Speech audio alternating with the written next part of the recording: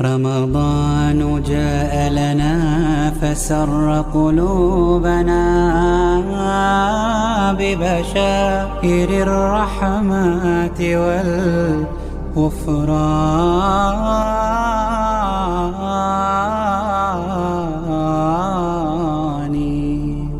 تسمو بنا الأرواح من نفحاته، نحيا بظل الأمن والإيمان.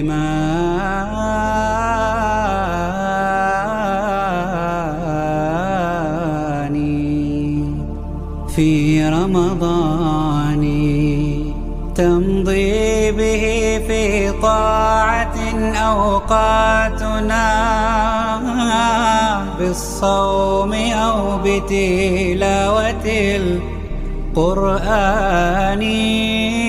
يا تائبا لله من غفلاته،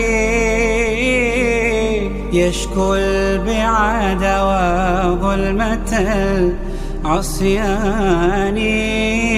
يا قاصدا ربا كريما، كم أتى منه القبول لتائب ندمان.